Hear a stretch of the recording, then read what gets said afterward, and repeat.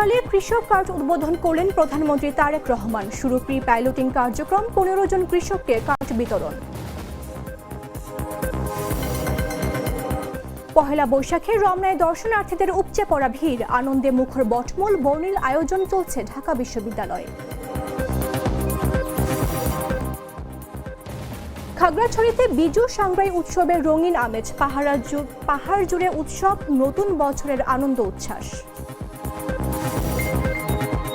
মার্কিন অবরোধের মধ্যেও হরমুজ প্রণালী অতিক্রম করেছে চীনা জাহাজ, দেখা গেছে শিপিং ডেটায়।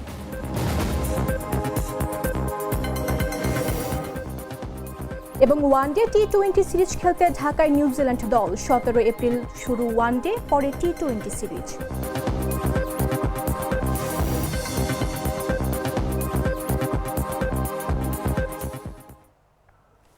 সবাইকে শুভ নববর্ষের শুভেচ্ছা। আমন্ত্রণ দুপুর 3টা নিউজে, আপনাদের সাথে রয়েছে আমি মামদুহা রাইসা।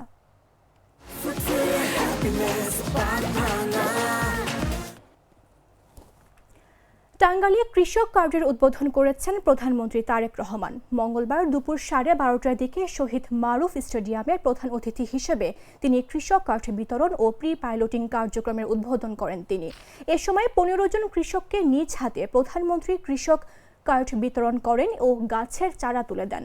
প্রধানমন্ত্রী ভিডিও কনফারেন্সের মাধ্যমে আরও 9 উপজেলায় কৃষক কার্ডের উদ্বোধন করেন। কৃষি, মৎস্য ও প্রাণী সম্পদ মন্ত্রী মোহাম্মদ আমিনুর রশিদের সভাপতিত্বে বক্তব্য রাখেন মৎস্য ও প্রাণী সম্পদ প্রতিমন্ত্রী সুলতানা সালাউদ্দিন টুকু, প্রধানমন্ত্রীর উপদেষ্টা রুহুল কবির রিজভী। এতে স্বাগত বক্তব্য রাখেন কৃষি সচিব রফিকুলি মোহাম্মদ। এছাড়া একজন কৃষক ও কৃষানী বক্তব্য রাখেন। এর আগে মঙ্গলবার সকাল 11:20 প্রধানমন্ত্রী সড়ক পথে শহীদ মারুফ স্টেডিয়ামে পৌঁছান। প্রথম পর্যায়ে টাঙ্গাইল উপজেলায় 1453 জন কৃষক এই কার্ডের সুবিধা পাবেন।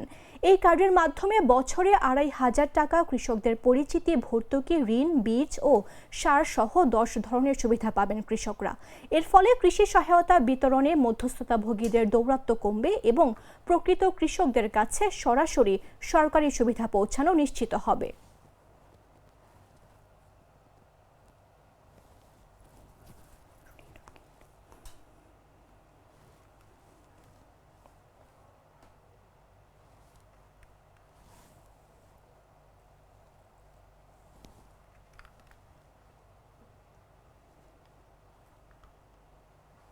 পহেলা বৈশাখ উপলক্ষে রাজধানীর রমনা পার্ক ও বটমূলে মানুষের উপচে পড়া ভিড়।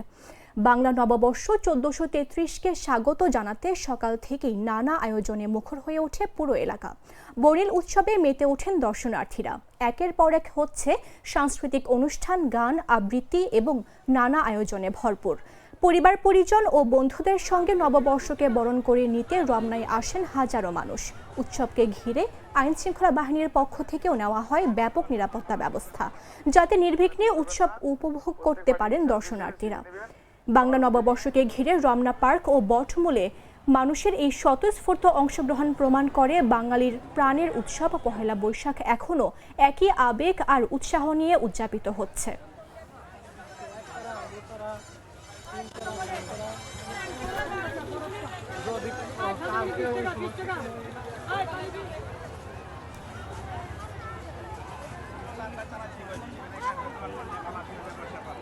এখানে ভিড় করবেন না, প্রত্যেক বাড়ি শেষে নেবেন, খাবার বুঝে নিয়ে। পাহাড়ে বইছে উৎসবের আমেজ। পার্বত্য চট্টগ্রামের বিভিন্ন পাহাড়ি জনগোষ্ঠী পালন করছে তাদের ঐতিহ্যবাহী উৎসব বিজু সাংগ্রাই, বৈশু, বিশু, চাংলাং, পাতা ও বিহু। নানা আয়োজন আর রঙের ছোঁয়ায় উৎসব মুখর হয়ে উঠেছে খাগড়াছড়ির পাহাড়ি জনপদ। বিশেষ করে মারমা সম্প্রদায়ের অন্যতম আকর্ষণ রি আকাজা বা মৈত্রী পানি বর্ষণ উৎসব ঘিরে চলছে প্রাণবন্ত আয়োজন। তরুণ তরুণী সহ সব বয়সী মানুষ ঐতিহ্যবাহী পোশাকে সজ্জিত হয়ে অংশ নিচ্ছেন এই আনন্দঘন উৎসবে। পানি ছিটিয়ে একে অপরের প্রতি মৈত্রী, সম্প্রীতি ও শুভকামনা প্রকাশই এই উৎসবের মূল বার্তা। পুরনো বছরের গ্লানি ধুয়ে নতুন বছরকে স্বাগত জানানোর এই আয়োজন পাহাড়ে নিয়ে এসেছে অনাবিল আনন্দ আর উৎসবের রং। খাগড়াছড়ির মারমা উন্নয়ন সংসদ ও মারমা কল্যাণ সংসদের উন্নয়ন সংসদের আয়োজনে আজ যেন এক টুকরো রঙিন মিলন মেলা, যেখানে মিলেছে সংস্কৃতি, ঐতিহ্য আর সম্প্রীতির এক অপূর্ব বন্ধন।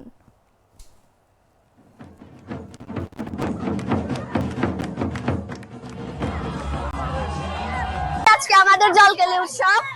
আজকে আমরা এসেছি, পানি খেলেছি, ফ্রেন্ডরা মিলে অনেক মজা করেছি। সবাইকে সামনের অনেক অনেক শুভেচ্ছা। আমরা সব পাহাড়িরা এখানে অংশগ্রহণ করতে আসছি আর খুবই ভালো লাগছে। সবাইকে এখানে পানি খেলা খেলতে আসছি, যাকে বাংলা ভাষায় বলে জল উৎসব বা পানি উৎসব। আমরা পাহাড়িদের সাথে সাথে মারমাদের উৎসবে অংশগ্রহণ করতেছি আর এখানে অনেক মজা লাগতেছে। আমরা প্রত্যেক বছর এখানে আসি এবং অনেক মজা করি। এটা মারমাদের উৎসব, কিন্তু আমরা সব জাতিগোষ্ঠী, আমরা যারা আছি এখানে আদিবাসী পাহাড়ে, আমরা সবাই এই জলকেলি খেলি।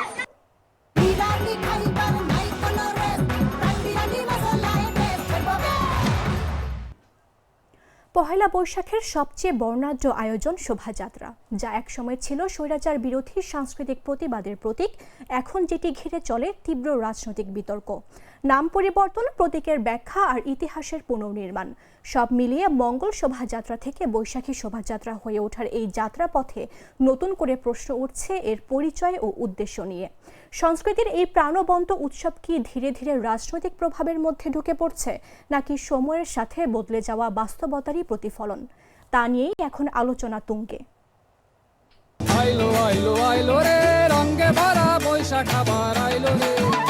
বাংলা নববর্ষের সবচেয়ে বর্ণাঢ্য আয়োজন শোভাযাত্রা, যেটি একসময় ছিল সংস্কৃতির প্রতীক, এখন তা পরিণত হয়েছে রাজনৈতিক বিতর্কের কেন্দ্রবিন্দুতে। নাম বদল, প্রতীক বদল আর ইতিহাসের ব্যাখ্যা সব মিলিয়ে মঙ্গল শোভাযাত্রা থেকে বৈশাখী শোভাযাত্রা পর্যন্ত এই পথ চলা আজ প্রশ্নের মুখে। সংস্কৃতি কি রাজনীতির জালে আটকে যাচ্ছে? পহেলা বৈশাখকে ঘিরে আনন্দ, মেলা আর শোভাযাত্রা বাংলাদেশের দীর্ঘদিনের ঐতিহ্য। 1989 সালে ঢাকা বিশ্ববিদ্যালয়ের চারুকলা থেকে শুরু হওয়া শোভাযাত্রা তখন ছিল স্বৈরাচার বিরোধী প্রতিবাদের সাংস্কৃতিক ভাষা। 1990 সালে এটি মঙ্গল শোভাযাত্রা নামে পরিচিতি পায়, যার মূল বার্তা ছিল অমঙ্গল দূর করে মঙ্গলের আহ্বান। কিন্তু সময়ের সাথে সাথে এই শোভাযাত্রা শুধু সংস্কৃতির উৎসব না থেকে ধীরে ধীরে রাজনৈতিক আলোচনার অংশ হয়ে ওঠে। বিশেষ করে 2016 সালে ইউনেস্কোর সাংস্কৃতিক ঐতিহ্যের স্বীকৃতি পাওয়ার পর থেকেই এর গুরুত্ব যেমন বাড়ে, তেমনি বিতর্কও জোরালো হয়। পরবর্তীতে বিভিন্ন সময়ে শোভাযাত্রার নাম পরিবর্তন, মঙ্গল, আনন্দ থেকে এবার বৈশাখী শোভাযাত্রা। এ নিয়ে শুরু হয় নতুন রাজনৈতিক বিতর্ক। কেউ একে দেখছেন সংস্কৃতির পুনর্নির্ধারণ হিসেবে, আবার কেউ বলছেন এটি ইতিহাস ও পরিচয়ের ওপর রাজনৈতিক প্রভাব। অন্যদিকে গবেষকরা বলছেন বৈশাখী উৎসব কখনো একক কোনো রাজনৈতিক পরিচয়ের ছিল না, বরং এটি ছিল বহু তত্ত্ববাদী বাঙালি সংস্কৃতির প্রতিচ্ছবি। তবে সাম্প্রতিক সময়ে সামাজিক মাধ্যম ও রাজনৈতিক অবস্থান এই উৎসবকে আরও বেশি বিতর্কিত করে তুলেছে। বিশ্লেষকদের মতে সংস্কৃতি যত বেশি রাষ্ট্রীয় ও রাজনৈতিক সিদ্ধান্তের সঙ্গে যুক্ত হচ্ছে, ততই এর নিরপেক্ষতা নিয়ে প্রশ্ন উঠছে। তবে অনেকেই বিশ্বাস করেন সময়ের সঙ্গে এই বিতর্ক কমে গিয়ে আবারও শোভাযাত্রা তার মূল রূপ, আনন্দ ও ঐক্যের প্রতীক হিসেবে ফিরে আসবে। মামদুহা রাইসা, জাগো নিউজ। পহেলা বৈশাখের প্রথম দিনে রাজধানীর ঢাকার আকাশ আংশিক মেঘলা থাকতে পারে বলে জানিয়েছে আবহাওয়া অধিদপ্তর। একই সঙ্গে এই সময়ের মধ্যে আবহাওয়ার প্রধানত শুষ্ক থাকতে পারে বলে পূর্বাভাসে উল্লেখ করা হয়েছে। মঙ্গলবার সকাল 7টা থেকে পরবর্তী 6 ঘন্টার জন্য ঢাকা ও পার্শ্ববর্তী এলাকার পূর্বাভাসে বলা হয়, দুপুরের মধ্যে দক্ষিণ ও দক্ষিণ পশ্চিম দিক থেকে ঘন্টায় 10 থেকে 15 কিলোমিটার বেগে বাতাস প্রবাহিত হতে পারে। দিনের তাপমাত্রা প্রায় অপরিবর্তিত থাকতে পারে। পূর্বাভাসের তথ্য অনুযায়ী সকাল 6টায় ঢাকার তাপমাত্রা ছিল 25.0 ডিগ্রি সেলসিয়াস এবং এ সময় বাতাসের আর্দ্রতা ছিল 88%। গতকাল ঢাকায় সর্বোচ্চ তাপমাত্রা রেকর্ড করা হয়েছে 35.5 ডিগ্রি সেলসিয়াস। আজকের সর্বনিম্ন তাপমাত্রা 24.8 ডিগ্রি সেলসিয়াস। এদিকে আজ সূর্যাস্ত হবে সন্ধ্যা 6টা 20 মিনিটে এবং আগামীকাল সূর্যোদয় হবে ভোর 5টা 38 মিনিটে। গত 24 ঘন্টায় বৃষ্টিপাত রেকর্ড করা হয়েছে 30 পরিমাণ। পূর্বাভাসে আরও জানানো হয়েছে, ফরিদপুর, রাজশাহী, পাবনা ও সিরাজগঞ্জ জেলা সহ খুলনা বিভাগের উপর দিয়ে মৃদু তাপপ্রবাহ বয়ে যাচ্ছে এবং তা অব্যাহত থাকতে পারে।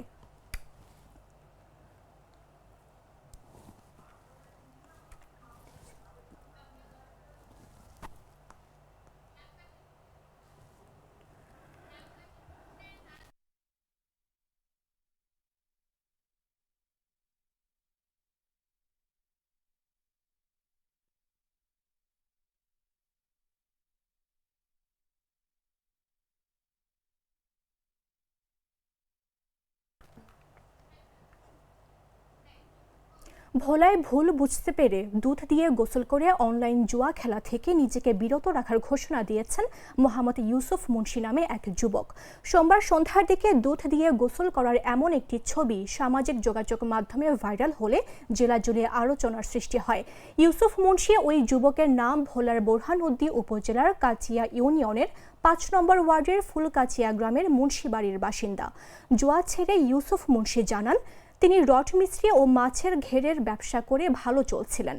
প্রায় ৩ বছর আগে তার পরিচিতি স্থানীয়দের অনলাইনে জুয়া খেলা দেখে তিনিও অ্যাকাউন্ট খোলেন। পরে তিনি অনলাইনে জুয়া ও ক্যাসিনো খেলতে শুরু করেন। প্রথম দিকে কিছু টাকা পেয়ে আরও বেশি ঝুঁকে পড়েন। একসময় তিনি আসক্ত হয়ে যা আয় করতেন সবই হারান। পরে একে একে বসতঘর ও জমি বিক্রি করে জুয়া খেলেন। এ পর্যন্ত প্রায় ৩০ লাখ টাকা হারিয়েছেন বলে দাবি করেন তিনি। পরে স্ত্রী ও সন্তান নিয়ে আশ্রয় নেন শ্বশুরবাড়িতে। তিনি আরও জানান, সব হারিয়ে সোমবার সিদ্ধান্ত নেন আর কখনো অনলাইন জুয়া খেলবেন না। পরে তার বন্ধুদের পরামর্শে দুপুরের দিকে একই ইউনিয়নের ৮ নম্বর ওয়ার্ডের চকডোস গ্রামে একটি বালতিতে দুধ ও পানি মিশিয়ে গোসল করেন তিনি। তার মতো কেউ যেন এসব খেলে নিঃস্ব না হন, এই আহ্বান জানান তিনি। বোরহানউদ্দিন থানার ভারপ্রাপ্ত কর্মকর্তা মোহাম্মদ মনিরুজ্জামান জানান, বিষয়টি তার জানা নেই, তবে জুয়া খেলার বিরুদ্ধে তারা অভিযান পরিচালনা করছেন।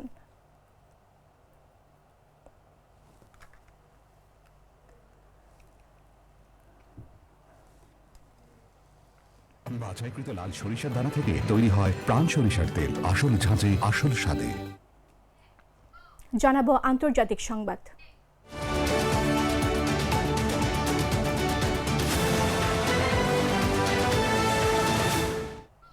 যুক্তরাষ্ট্রের ঘোষিত অবরোধ সত্ত্বেও হরমুজ প্রণালী দিয়ে একটি নিষেধাজ্ঞাপ্রাপ্ত চীনা তেলবাহী জাহাজ পার হয়েছে বলে শিপিং ডেটায় দেখা গেছে।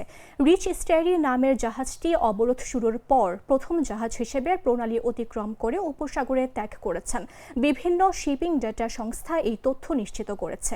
জাহাজটি ও এর মালিক প্রতিষ্ঠানকে ইরানের সঙ্গে বাণিজ্যের কারণে যুক্তরাষ্ট্র নিষেধাজ্ঞার আওতায় এনেছে। তথ্য অনুযায়ী মাঝারি আকারের এই জাহাজটিতে প্রায় 2,50,000 ব্যারেল মিথানল বহন করা হচ্ছিল। এটি সংযুক্ত আরব আমিরাতের হামরিয়াহ বন্দর থেকে পণ্য বোঝাই করে। একই দিনে মার্লি কিষান নামের আরেকটি নিষেধাজ্ঞাপ্রাপ্ত জাহাজও হরমুজ প্রণালীর দিকে অগ্রসর হয়।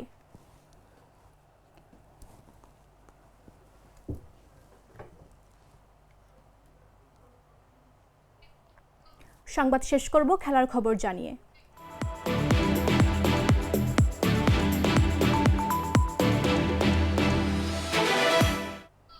তিন ম্যাচের ওয়ানডে ও টি-20 সিরিজ খেলতে ২৬ জনের বহর নিয়ে বাংলাদেশে পা রেখেছে নিউজিল্যান্ড জাতীয় ক্রিকেট দল। সোমবার সকালে শ্রীলঙ্কার এয়ারলাইন্সে করে এসেছেন ৩ জন। তারা নিউজিল্যান্ড এ দলের হয়ে লঙ্কান এ দলের বিপক্ষে খেলছিলেন। পরে রাত ১১টার বাগিদের নিয়ে ঢাকায় অবতরণ করে মূল বহনকারী সিঙ্গাপুরের একটি এয়ারলাইন্স। তারপর কড়া নিরাপত্তায় তাদের টিম হোটেলে নিয়ে যাওয়া হয়। মিরপুর শেরেবাংলা জাতীয় ক্রিকেট স্টেডিয়ামে ওয়ানডে সিরিজ শুরু ১৭ এপ্রিল। ১৯ তারিখ একই মাঠে গড়াবে সিরিজের দ্বিতীয় ম্যাচ। এরপর চট্টগ্রামে গড়াবে ২৩ এপ্রিল ওয়ানডে সিরিজের শেষ ম্যাচ। একই মাঠে টি-20 সিরিজের প্রথম ২ ম্যাচ হবে ২৭ ও ২৯ এপ্রিল। দুই দলের শেষ টি-20 হবে ২ মে মিরপুর শেরেবাংলা জাতীয় ক্রিকেট স্টেডিয়ামে।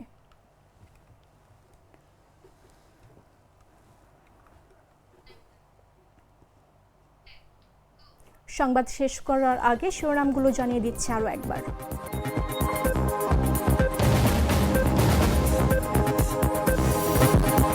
টাঙ্গাইলে কৃষক কার্ড উদ্বোধন করলেন প্রধানমন্ত্রী তারেক রহমান। শুরু প্রি পাইলটিং কার্যক্রম, ১৫ জন কৃষককে কার্ড বিতরণ। পহেলা বৈশাখে রমনায় দর্শনার্থীদের উপচে পড়া ভিড়, আনন্দে মুখর বটমূল, বর্ণিল আয়োজন চলছে ঢাকা বিশ্ববিদ্যালয়ে। খাগড়াছড়িতে বিজু সাংগ্রাই উৎসবের রঙিন আমেজ, পাহাড় জুড়ে উৎসব, নতুন বছরের আনন্দ উচ্ছ্বাস। মার্কিন অবরোধের মধ্যেও হরমুজ প্রণালী অতিক্রম করেছে চীনা জাহাজ, দেখা গেছে শিপিং ডেটায়।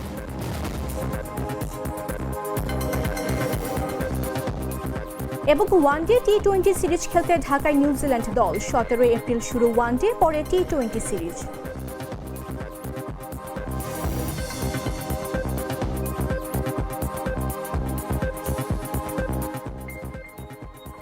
দর্শক, এই ছিল এখনকার মতো। প্রতি মুহূর্তের সর্বশেষ খবর জানতে ভিজিট করুন jagonews24.com। ফলো করুন আমাদের ভেরিফাইড ফেসবুক পেজ এবং সাবস্ক্রাইব করুন জাগো নিউজের ইউটিউব চ্যানেল। ধন্যবাদ সবাইকে।